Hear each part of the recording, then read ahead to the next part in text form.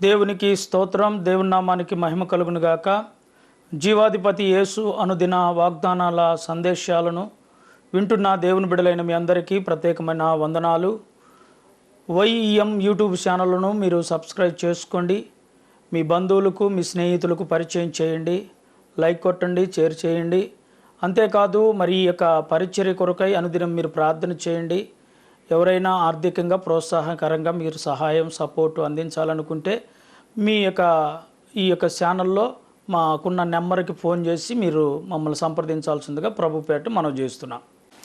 దేవుని పరిశుద్ధ నామానికి మహిమ కలుగునుగాక. దేవునికి స్తోత్రం. జీవాధిపతి యేసు అనుదిన వాగ్దానాలను వీక్షిస్తున్న దేవుని బిడలైన మీ అందరికీ ప్రభువును రక్షకుడైన యేసుక్రీస్తు నామంలో ప్రత్యేకమైన వందనాలు తెలియజేస్తున్నారు. అందరూ బాగున్నారండి? మంచిది. మీకోసం ప్రతిదినం మేము ప్రార్థిస్తున్నాం. పరిచర్యల కోసం మా కోసం కూడా మీరు ప్రార్థన చేయాలని కోరుకుంటూ ఉన్నాం. మరి విశ్వాసము అనే అంశం మీద మనము మాట్లాడుకుంటూ వస్తున్నాం. పరిశుద్ధ గ్రంథంలో నుండి ద్వితీయోపదేశ కాండము 32వ అధ్యాయము 32వ అధ్యాయము 20వ వచనాన్ని చదువుకుందాం. ఆయన ఇట్లనుకొనెను, నేను వారికి విముఖుడనై వారి కడ పరిస్థితి ఏమగునో చూచుదునని వారు మూర్ఖ చిత్తులు గలవారు, విశ్వాసము లేని పిల్లలు. ఇక్కడ మోషే ఇశ్రాయేలు ప్రజలతో మాట్లాడుతున్న మాటలను మనము గమనిస్తూ ఉన్నాం. ఈ ద్వితీయోపదేశ కాండము ఈ యొక్క చివరి కాండమైన ద్వితీయోపదేశ కాండంలో చివరి 32వ అధ్యాయము 20వ వచనంలో దేవుడు ఆయన ఇట్లా అనుకుంటున్నాడు. ఏమని? నేను వారికి విముఖుడునై, అంటే వారి జీవితంలో నేను విముఖుడునై వారి కడపటి స్థితి ఎరుగుదును. అంటే కడపటి వారి జీవితం ఏంటి? కష్టాలు పడిన జీవితం. కడపట వాళ్ళ జీవితం ఏంటి? శ్రమలు అనుభవించిన జీవితం, కష్టాలు. వారు కడపట స్థితి అంతా కూడా చాలా భయంకరమైన స్థితి. కనుక నేను వారికి ఎన్నో మేలులు చేయాలని ఉద్దేశించిన వారు ఇంకా నా మాటకు లోబడట్లేదు, ఇంకా నా ఆజ్ఞలను గైకొనట్లేదు, ఇంకా వారు నా ఎందు విశ్వాసం కలిగి బ్రతకట్లేదని దేవుడు అనుకుంటున్నాడు. నేను వారికి విముఖుడునై మూర్ఖ చిత్తు గలవారి, విశ్వాసము లేని పిల్లలు వాళ్ళు అంటున్నాడు. ఏమంటున్నాడు? వారు మూర్ఖ చిత్తము గలవారు, అంటే మూర్ఖంగా ప్రవర్తించేవారు. ఈ నేటి దినాల్లో కూడా అండి, ఆనాటి దినాల్లో కాదు, ఇశ్రాయేల్ ప్రజల్లోనే కాదు, ఈ నేటి సమాజంలో కూడా ఎంత వాక్యం బోధిస్తున్నా మూర్ఖ చిత్తం కలిగిన ప్రజలు సమాజంలో మనకు కనబడుతున్నారు. సువార్త ప్రకటిస్తుంటే మూర్ఖంగా సువార్త ప్రకటించొద్దని అడ్డుకునే ప్రజలు లేకపోలేదు సమాజంలో. అలాగనే పరిశుద్ధ గ్రంథాలను తగలబెట్టే వాళ్ళు లేకపోలేదు సమాజంలో. ఏం చేసింది? మనసు మార్చుకయ్యా, బ్రతుకు దిద్దుకయ్యా, విశ్వాసం కలిగి బ్రతకండి అయ్యా అని చెప్పే మాట ఇది చెడ్డదండి.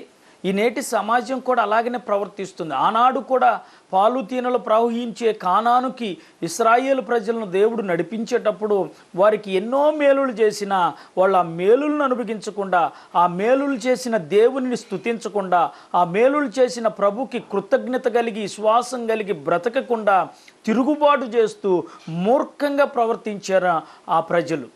అందుకని దేవుడు అన్నాడు, వాళ్ళు మూర్ఖ చిత్తులు, వారి విశ్వాసము లేని పిల్లలు అంటున్నాడు. నా ప్రియ దేవుని బిడ్డలారా, ఈ నేటి దినాల్లో కూడా మరి ఈరోజు మానవుడు బ్రతికి బట్టగడుతున్నాడంటే ఇది దేవుని కృప కాదా? సమాజంలో దేవుడు ఈ కరోనా టైంలో 2020లో కరోనా స్టార్ట్ అయ్యి ఎంతోమంది లోకాన్ని విడిచారు కదండి. ఎన్నో ప్రాణాపాయ పరిస్థితుల నుండి దేవుడు కాపాడాడు కదండి. ఈ నేటికి సమాజంలో నువ్వు బ్రతికి బట్టగడుతున్నావు అంటే మరి ఇది దేవుడు నీకు ఇచ్చిన ఒక ఉన్నతమైన కృపని గుర్తించకుండా ఈ రోజు కూడా నువ్వు దేవుని మీద తిరుగుబాటు చేస్తున్నావంటే ఇది ఎంత అవివేకం, ఒకసారి ఆలోచించేయి. నా ప్రియ దేవుని బిడ్డ, మరి ఈరోజు ఈ వాక్యం వింటున్న ప్రియ సహోదరి సహోదరుడా, మరి దేవుడు నిన్ను బ్రతికించి ఇంకా ప్రాణాత్మ దేహాలు నీకు అనుగ్రహించి నిన్ను దేవుడు ఇంతవరకు సజీవుడిగా ఉంచినందుకు నువ్వేం చేయాలంటే విశ్వాసము కలిగి బ్రతకాలి. ఎవరి యందు విశ్వాసం కలిగి బ్రతకాలి? దేవుని యందు విశ్వాసం కలిగి బ్రతకాలి. ప్రభువా, ఈ ప్రాణము నువ్వు ఇచ్చిందే, ఈ దేహము నువ్వు ఇచ్చిందే, ఈ జీవితము నువ్వు ఇచ్చిందే. నీ కృప ఉంటేనేనయ్యా ఈరోజు నేను సజీవుడుగా ఉన్నాను. నీ కృప ఉంటేనయ్యా ఈరోజు సజీవురాలుగా ఉన్నాను. నేను ఈ రోజున మరి పిడికిడ మెతుకులు తినగలుగుతున్నాను, బ్రతకగలుగుతున్నానంటే ఇది నువ్వు ఇచ్చిన ధన్యతనయ్యాని దేవునికి కృతజ్ఞతాస్తుతులు చెల్లిస్తూ దేవుణ్ణి గణపరిచి దేవుని సన్నిధిలో విశ్వాసం కలిగి బ్రతకాలి కదండి. ఆనాడు కూడా ఇశ్రాయేలు ప్రజలు ఏం చేశారంట, దేవునికి విరుద్ధంగా మూర్ఖ చిత్తులై బ్రతికారు.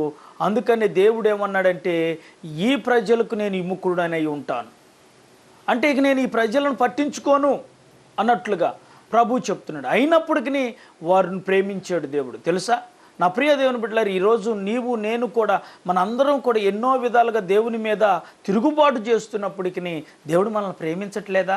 ఖచ్చితంగా ప్రేమిస్తున్నాడు. అందుకని ఈరోజు ఈ వాక్యం వింటున్న ప్రియ దేవుని బిడ్డ, నువ్వు ఇంకా వాక్యానికి విరుద్ధంగా విశ్వాస జీవితంలో ప్రవర్తించొద్దు. విశ్వాసము కలిగి దేవునిలో బ్రతకాలని ప్రభు పేట కోరుకుంటున్నాను. దేవునికి ఇష్టమైన బిడ్డగా జీవించాలని కోరుకుంటూ ఈ మాటలు ముగిస్తున్నాను. దేవుడి మాటలను దీవించి ఆశీర్వదించునుగా. ఆమేన్. వందనాలు.